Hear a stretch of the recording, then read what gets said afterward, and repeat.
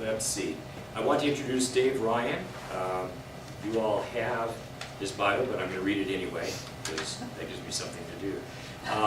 Dave Ryan, a Butte resident, is a mechanical engineer offering independent contractor services to a wide range of clients, including agricultural producers. He has been involved with energy efficiency and renewable energy projects, programs and policy for over 22 years, working on renewable electric generation projects from less than 1 kilowatt to 135 megawatts capacity. He has performed hundreds of energy audits, saving millions of kilowatt hours of energy. Dave's career includes working as a maintenance engineer in large surface coal mines, to energy conservation projects for the Montana Power Company and Northwestern Energy, including developing the first renewable energy program for Montana Power. Along with developing conservation and distributed energy projects, Dave also does pre-development work on large-scale wind projects. Dave is a founding member of the Montana Renewable Energy Association and has received the Northwest Energy Coalition's Conservation Eagle Award and the AERO Sustainable Energy Award. When we were talking about what we should have during our energy track, Dave said, you know, we really need to start with first things first, and that is conservation and efficiency, and we all agree that that's a critical thing to talk about. And so we're very glad that Dave is here to address that and talk with you about that fundamental issue. The talk is Energy 101, first things first. So it's hopefully going to start out with some very basic ideas. You know, we're just going to talk about what energy is.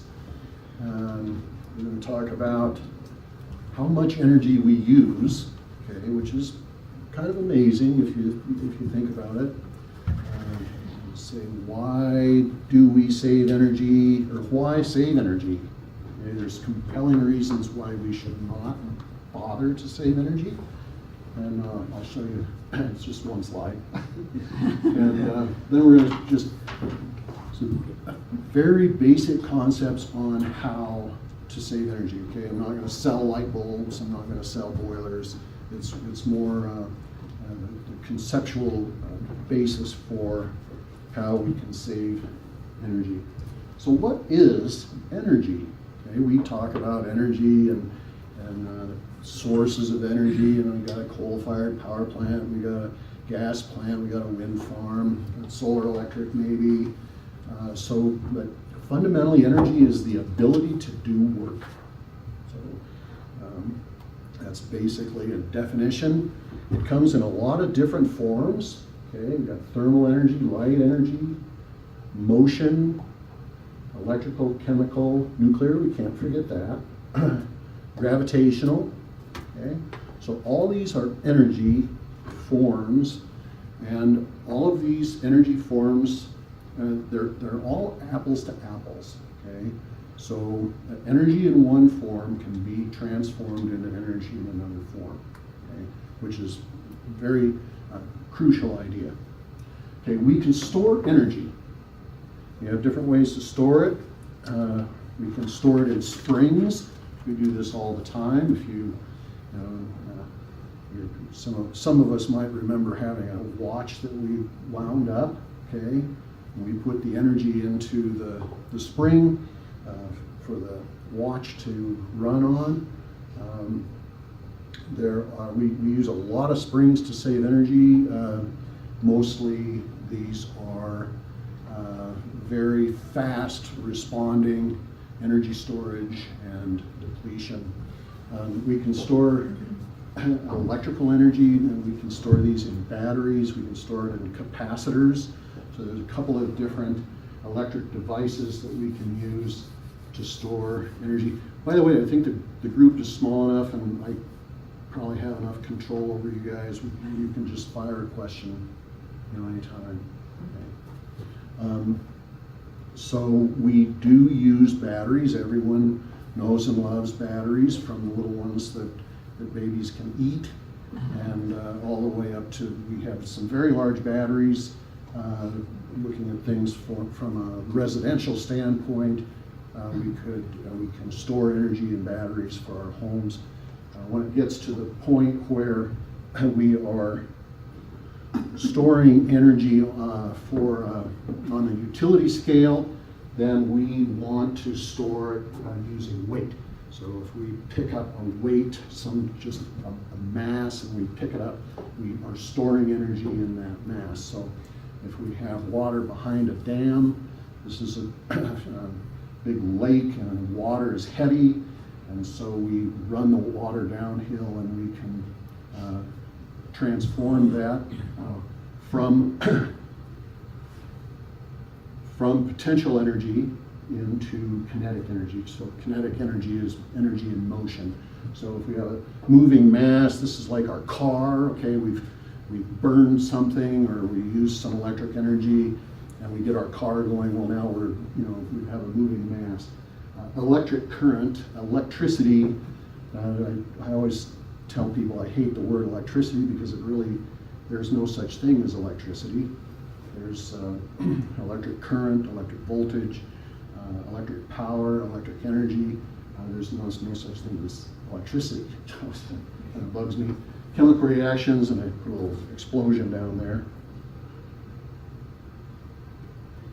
So, the good news is, again, we can convert any form of energy into another form of energy. Okay? So, these are all apples to apples. The bad news is, anytime we convert from one form of energy to another form of energy, we have losses. Okay, so these are laws of thermodynamics. The first law of thermodynamics is you can't win. Okay? The second law of thermodynamics is you can't even get even. Okay, so there's always losses. So we talk in terms of energy units, how we're going to measure energy, and everyone is familiar with calories. Okay? Anybody on a diet? You recognize this nutrition label, and the first thing on the nutrition label is how many calories there are in a serving. Okay? So, what is a calorie? A calorie is the amount of energy it takes to raise a kilogram of water, a little over 2 pounds of water, 1 degree Celsius. Okay, that's what a calorie is. So another energy unit that we talk about is a British thermal unit. So a British thermal unit is about as much energy as there is in a kitchen match. If you burn the kitchen match all the way, that's about a BTU. And this is what I heard. I read it on the internet. It kind of was cool. So, British thermal unit is defined to be the energy raise a pound of water, 1 degree Fahrenheit. Okay. Is that an English pound or? A pint's a pound the world around. The sun never sets on the British Empire. Okay. So a pint of water weighs a pound. Okay. So yes, that's English pound. So these are apples to apples. Calorie is about 4 British thermal units. So when we talk about food, calories, how much it takes to keep us alive.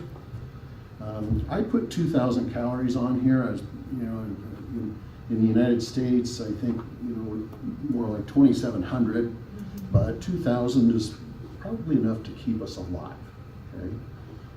Okay. So there's about 4 BTUs in a calorie, so we need about 8,000 BTUs per day just to stay alive, to maintain our bodies. Another unit is a watt hour, okay? And I pick on electric energy because it's, for one thing, electric energy is, we can use it for many, many, many different things. Okay? It's very versatile. We don't just use it for heat. In fact, electric energy is probably too smart to use for heat. We probably shouldn't use it for heat. But I pick on electric energy because it's kind of an easy thing to relate because we pay bills, and how we pay the bill We buy electric energy by the thousands of watt hours or kilowatt hours. Anybody hear of a kilowatt hour? Okay. You look at your bill. And we buy fuel, if we're on natural gas, we buy fuel by the hundreds of thousands of BTU. Anybody recognize this? Yeah. Everyone knows and loves these guys, huh? Okay, so this is a Northwestern Energy bill. Anybody on any other utility? Everyone's on Northwestern Energy? And who are we on? Mission Valley Power. Mission Valley, okay, so electric cooperative. Okay, so in Montana, we have 2 investor-owned utilities. Northwestern Energy has got most of Montana. Montana Dakota Utilities has a chunk, and then there are 26 different cooperatives. So they all have their own bills, but they all have the same kind of information on them. Okay, so you can look at your bill, and you will see a little. I just blew this up. It's not the same bill, but you'll have to forgive me for that. But it shows your electric usage in kilowatt hours in the last 13 months. Okay, so you can keep track of what you use by looking at the bill. Okay, it's not, people don't look at this stuff, they look at the dollars. Okay? They say, damn it, I gotta come up with $200. Okay? But they don't ever look at what is going on the bill. All this information is on the bill, and I just point out these 2 charts. Northwestern Energy provides electric energy, it provides natural gas. And so they put both these on the bill. Now, Mission Valley Power would just have electric energy, okay? And you're gonna buy your fuel, heating fuel from something else, okay? Anybody do heating with all electric? Anybody? Okay, so back in the 70s and 80s, Montana Power Company built a huge power plant. And so they said, oh man, because of the nature of building power plants, they built this big power plant. Well, then they had a lot of excess capacity. Just like, oh, what are we gonna do? So they did this massive marketing campaign about how clean and beautiful electric heating was. And so they converted everybody that they could to electric heating, so they would use up that capacity from the new coal strip plants. So then, as the plants aged, the load got bigger and bigger and bigger and bigger, and now we're sitting here, we don't quite have enough generation capacity. What do we do? And they say, well, we sell natural gas, so let's switch everybody to natural gas. So they did another huge marketing campaign, and they moved everyone off of electricity to natural gas for fuel. And they maintained their customer base that way. So when you talk about the therms measurement on that bill, is that what you're talking about? It's measured in the hundreds of thousands of BTU? yes. So 1 therm is 100. 1 therm is 100,000 BTU. Yeah, so they used to sell in decatherms, which is 1 million BTU. 10 therms is a decatherm. Before that, they build in thousands of cubic feet. So a cubic foot, I'll show it another. I'll just run through these here. Other fun energy units. Oops. A cubic foot of natural gas is a little over 1,000 BTU. So we used to get billed in terms of thousands of cubic feet. So 1,000 cubic feet was roughly 1 million BTU. So I'm not going to go into the weeds why we went to therm billing, but it's fundamentally because some places in Montana are lower altitude, higher altitude, might be colder someplace, might be warmer somewhere, and these influence the number of BTU in a cubic foot of natural gas. So they chose to bill just for the energy, not for the volume. Anyway, big numbers. 5.8 million BTU in a barrel of crude, so we talk in terms of millions of barrels of crude oil that we produce in the United States. Here's our favorite, ton of coal, almost 20 million BTU. Very high energy density. The advantage of fossil fuels is you don't have to have a big package to have a lot of energy storage. A gallon of gasoline, if you think of, you put a gallon of gasoline in a car and drive 20 miles, 50 miles, it's a tremendous amount of energy in a very small package. Okay, so how much do we use? This is kind of fun, I think. I don't see anyone sleeping yet. It's a sign, you know. Usually when I get to 50%, I usually say, let's take a break. Okay, so we also use energy at work and in industry, and transportation is a biggie. This is about a third. This is about a third. And at home, at work is about a third, roughly, of what we use, okay? So we do it on a per person basis, and this comes, if you really want to know about energy and you're a freak like I am, you go to the Energy Information Administration website, and they have a glorious array of charts and tables that show, you know, how much energy we use and where. Okay, so we can get to the state level. So anyway, I looked on here, 303 million BTU per year per person in the United States. One very interesting thing to me, I did this presentation the first time in 2009. So it wasn't quite the same presentation, but it had this slide on it, and this number happened to be 330. So 10 years ago, roughly 10 years ago, we used about 10% more energy per person than we're using today. Okay? So for a guy who is an energy conservation freak, this is tremendous good news. As average in the country, you know, our energy use is actually dropping, okay, in the United States. So. What's made that change? What was the biggest driver of that change? Okay, it's the efficiency in automobiles and the efficiency in commercial and industrial energy use. But was there, was there anything we could point at, say, you know, the light bulbs, the CFLs and everything, the LED lights? Well, yeah, all of the above. Yeah, there's a lot of different technologies coming on.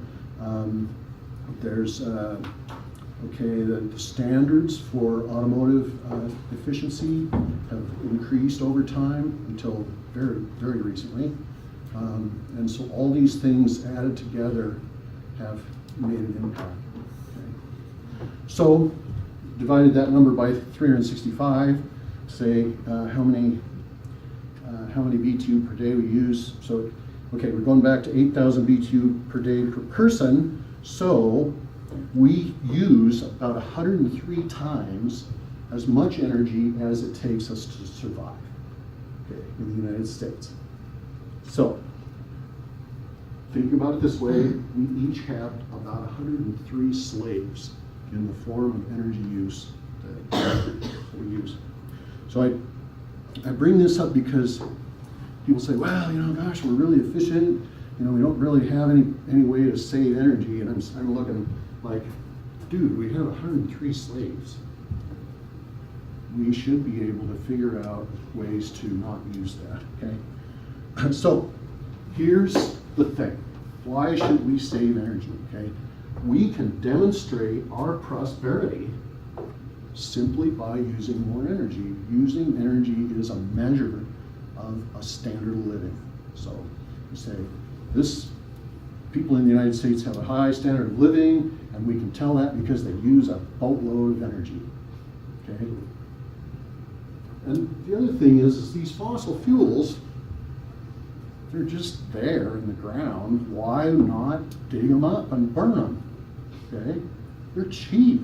There's just, I mean, the cheapest of the cheap, and they're just lying there, so we should dig them up and burn them. So, okay, so I'm going to try to build the case for why we should save energy. And I start with environmental impact, and this is a woodcut from about 1870. And it demonstrates here a little town, it's got some industry, and it's got a boat here out, a paddle wheel boat, and everything is emitting these plumes of coal smoke, okay? And the title of the woodcut is "We Are a Modern Society, and we're very well-to-do, and we've got plenty of energy." Okay, so talk about air pollution. Okay, so air pollution, sulfur dioxide. This is in all fossil fuels. All fossil fuels have a little bit of sulfur in there. So nature of where they resided underground. Is that resided? Is it resid? So anyway, sulfur dioxide. So sulfur dioxide, when we burn fuel, the sulfur goes up in the atmosphere and it mixes up with water, or actually water is in the products of combustion already, and so what we actually emit is not sulfur dioxide, but sulfuric acid, okay? So we've got sulfur dioxide mixed with water makes sulfuric acid.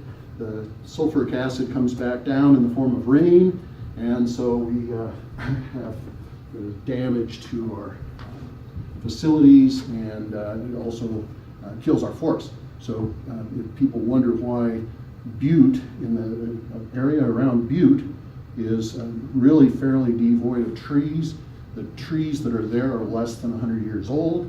What happened was, back in the day, there was no controls on burning of fuel to reduce metal ore. And so all of this sulfur dioxide went up in the air, killed all the trees everywhere. I read an article that said it was 1920 there were 3 trees in Butte. So sulfur dioxide, nitrogen oxides, this is the brown cloud, okay? So smog is nitrogen oxides. Mercury, this is also primarily in coal. So we burn coal, we get mercury, and then when mercury comes back down into the watersheds, and it gathers in lakes, and the fish eat food that has picked up the mercury, and so we're not supposed to eat fish from lakes in Montana. Anybody hear this? No one's heard that? I didn't. Yeah, so anyway. Carbon dioxide, of course, we're very concerned about climate change, and carbon dioxide is the biggest driver for climate change. And climate change, we enjoy things like beetle kill, seeing more severe weather, and then we have soot, which is another big driver for climate change. Is industrial countries burn coal, and this makes soot. Soot goes up in the atmosphere and settles down on snow and turns the snow from white to dark, and then it melts faster. So rising sea levels, these are very severe impacts. So we also get water pollution, heat rejection from cooling power plants. So fossil fuel power plants all need to be cooled, okay? And so a lot of times we just pump water out of a river or a lake and run it through the power plant and then put it back in the lake. And I went swimming in one of these lakes. It's very pleasant to swim in because it's nice and warm, but it's hard on the fish and plants and things. So. And one of my favorites is saline discharge from coal bed methane. So we go and we get methane out from fracking and from coal beds, and the water comes out with it. So the water then is discharged into the rivers, and the rivers get salty, okay, which is tough on things. Oil spills from tankers, yeah. It turns out that the biggest source of pollution in the ocean near the shores is from tankers and recreational boats. Okay. There's mercury again. Other environmental impacts. This is a couple of pictures of the production of tar sands. Can anyone hear of tar sands? Okay, tar sands are they're big in Alberta. This is in Alberta, and so they basically go in and scrape off the top of the soil, and then they dig out the tar sands, and this is what's left. Okay, so we have other mining impacts as well. Here's some other pictures of oil and gas field roads. So we're seeing a lot of these. I work in wind development, and but I have to be fair. So I say, well, all this fossil fuel stuff is terrible, but we put up large wind electric generation facilities, and then we get to look at the wind turbines. Okay, and it's the biggest barrier to wind development is the visual impact. Okay? Because no one wants to look at those damn things; they're ugly. Okay. One thing that we need to remember about these fossil fuels is the fossil fuels are very valuable, and if we just dig them up and burn them, they're gone. Okay, and this is a finite resource. Everyone knows it's a finite resource. So when it's gone, it's gone. And we use this stuff for all kinds of things that is not burning it up. Okay, a tremendous use of plastics and industrial materials that are where we need those fossil fuels. And if we just burn them up, they're not going to be there. So then probably the reason that everyone came to this talk was this is the reason that we want to save energy. Okay, is we want to save energy, we want to save money. Okay, gosh, this $200 power bill is just terrible. So so now I want to talk about how. Okay, and we're not going to talk about light bulbs. Really, we could talk a little bit about light bulbs, but this is just the ideas. Okay, so and again, I pick on electric energy because it's kind of easy thing to get the concept of power and energy a little easier than it is for a fuel. Okay. So we pay for a kilowatt hour on our bill. The kilowatt hour is energy. So this is energy, but the power, and we call the thing a power bill, right? Do we call it an energy bill? Anybody ever call it an energy bill? It's an energy bill. It's not a power bill. But the power is in there, okay? That's the kilowatts is power, and then we use the kilowatts. A kilowatt is an instantaneous thing. So if your light bulb or if your electric furnace or if your motor needs a kilowatt, it has to have the kilowatt all the time, okay? Whether it's on for a second or if it's on for all 8,760 hours a year. So energy is that power times the time that it's used, okay?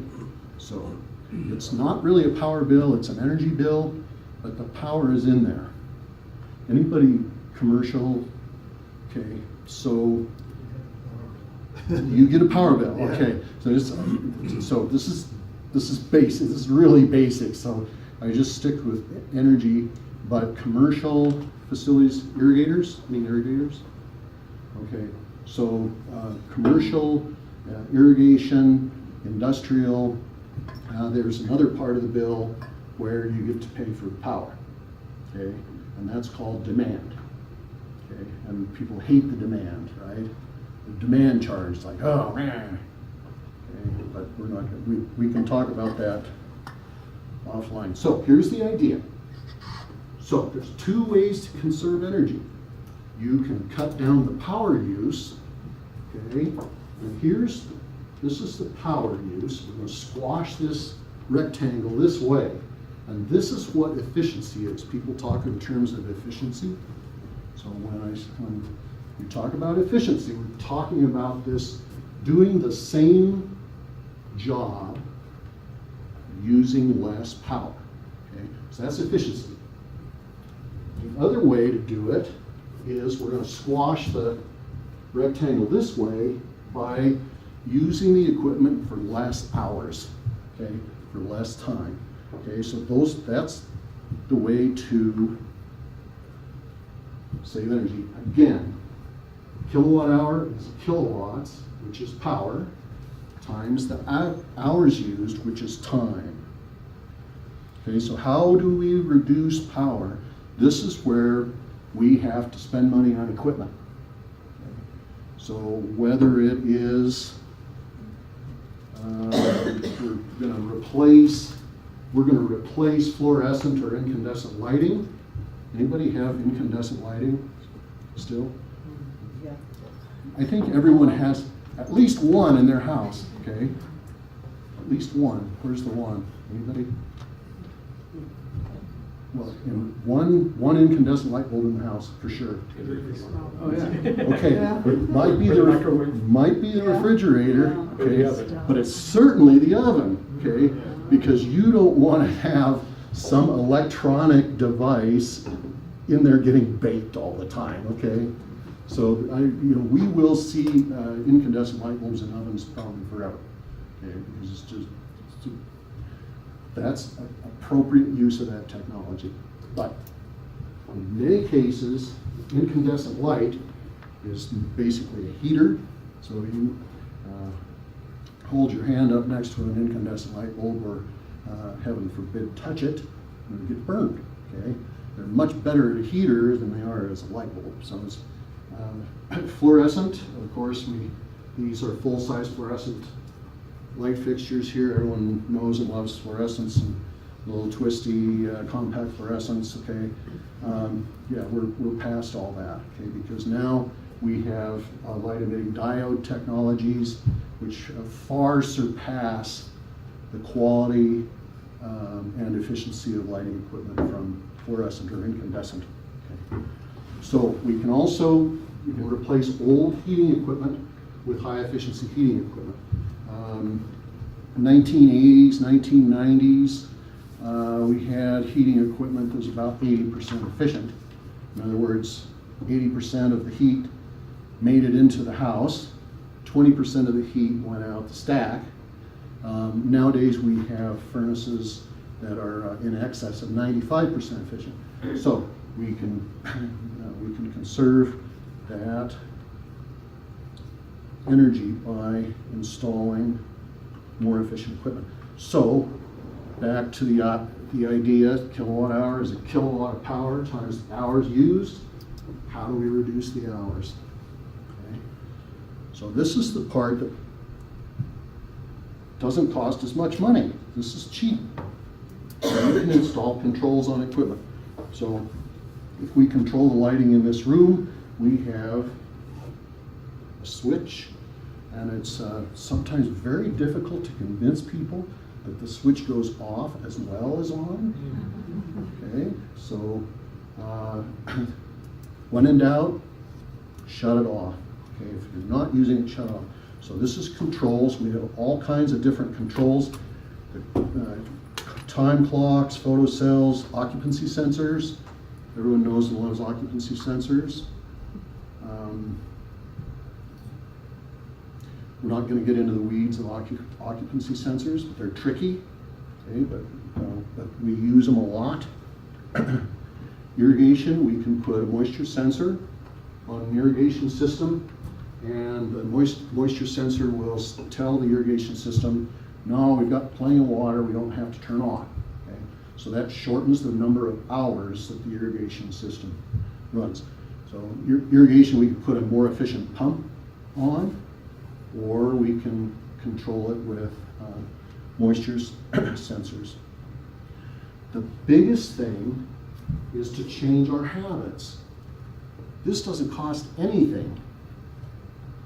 If we just become more aware of when we run energy using equipment, then we can shut it off and cut those hours back, okay? Doesn't cost anything. And it's always amazing to me how significant that is. I'd say in an energy audit, I can go in and I can put in more efficient equipment in a facility and cut the energy use by 30%. The use of controls and paying attention, okay, which is much cheaper, will save another 30%. So it's as effective as changing out equipment, and it doesn't cost much. So I just say pay attention, don't pay money. Okay, so in summary, we each have over 100 slaves. Slaves are fed at a price, okay? And we don't see the main price, in my opinion, we don't see the main price on our energy bills. When we're filling up the car at the pump, we are not paying for acid rain. Okay? We're not paying for global warming. We're just paying for the fuel. So where we pay for things like global warming is, anybody have any smoke this summer? Okay, so those are environmental, we call them externalities, okay, environmental externalities, but in my opinion, that is by far a greater cost to us than the cost of the pump. So, that's it. I kind of blew through it. So I'd love to answer questions or have discussion. When you talk about using like moisture sensing equipment on irrigation, is that something that is cost effective to do on a small scale as well as a large scale? If you're doing like small scale like permaculture practices, or small scale like homesteading farming, is that are there technologies in place that are effective enough? Yeah, I think so. Just doing it by I think so. They're not very expensive. Yeah, I looked into some. There's a wide range of different costs for moisture sensing equipment, and just depends on how cool you want it to be. it depends on how cool you want it to be. So do we measure just one place in the field at 6 inches deep, or do we measure 10 places in the field 6 inches and 18 inches deep? Okay. Then do we buy a data logger that says, this is the trend of moisture levels in the soil over time, and chart out a nice little chart and maybe send it wirelessly to the computer. So the sky's the limit. You're only limited by the size of your checkbook. But the basic controls, if you want a sensor that has a readout that you walk out and look at and say, oh, I'm going to turn on my irrigation system, you do it for $10. So it's wide variety of colors and sizes. Yeah, Mark? Dave, you do a lot of audits on farms and ranches. Where do you see the biggest savings when you do those audits? Well, I work a lot with Hooterite colonies, and so Hooterite colonies have animal barns, and the animal barns all have lighting systems and fan systems, heating systems, and so most of the investments that are made are in lighting, high efficiency lighting. I also do a lot of irrigation audits, and the kind of measures that come out of that are actually increasing mainline sizes, okay, because we have a big pump and it's trying to push water through a small pipe, and so it's a lot of losses. And so we put in a bigger pipe, and not only do you actually get the water that you're supposed to get, but you also cut your energy use. So I would say probably the first measure is lighting, and after that, probably irrigation efficiency. Yeah. New pumps get worn out. You know, we're pumping water out of a ditch or out of a lake, and there's dirt in it. Okay, so after a while, the pump gets worn, and the pump impeller is no longer the size that it says on the catalog. It's a little smaller, so there's more water bypassed inside the pump, and it's just not putting out the volume. Yeah. So there's yeah, I'd say that's probably it. Okay. Yes. In your experience with your energy audits, what's the cost versus savings value of insulating and air sealing an old house? So you can only talk in terms of maybe percent, or this is better than that, or this is more cost effective than that. You know, I'm burdened with being an engineer, so we're kind of saddled with talking about specifics, so I'm going to try to avoid that. So by far the most cost effective thing is air sealing. Okay, so if you have especially an older building, then the cheapest way, the cheapest energy conservation you can get is air sealing. So weather stripping by far is the most cost effective. So and so we go back up here. So air sealing, what are we doing? We've still got the same furnace, so we're not changing the efficiency of the furnace, but we're changing how many hours that furnace runs. Okay? So this is back to this is the concept, okay? So it's like, how can I keep my furnace from running? Okay? So the next thing, okay, again, we're not gonna replace the furnace. The furnace costs $4,000, okay? But what does weather stripping cost? You spend $100, that's, I mean, maybe $200. That's a lot for weather stripping, caulking. You go out there with your caulking gun and, you know, get it all in your pants and stuff. So that reduces operating hours. The other thing you do is you put in controls, okay? So you're gonna put in a programmable thermostat, so when you're not around, you're gonna shut that furnace off or turn it way back, okay? So that again reduces hours. This is the cheap stuff. So this is where we're investing money. So this kind of stuff here, and I have people that, you know, beat this. We've got to do everything we can. We've got to do everything we can. We got to invest all this money to, you know, put in insulation and new windows. People love to put in windows, and windows are like one of the longest payback thing you can do. Okay, let's go back to good things. Attic insulation. Okay, so first thing, air sealing. Next thing is controls. Okay, controls on heating equipment. Third thing would be attic insulation. Okay. And after that, it gets kind of muddy, to be honest. But I like window coverings. So you don't replace the window. Instead, you put on a nice double cellular blind. Okay. That'll improve. If you have a double pane window, an old double pane window, now we're going to apologize. I'm going to start using other terms, but it has a resistance.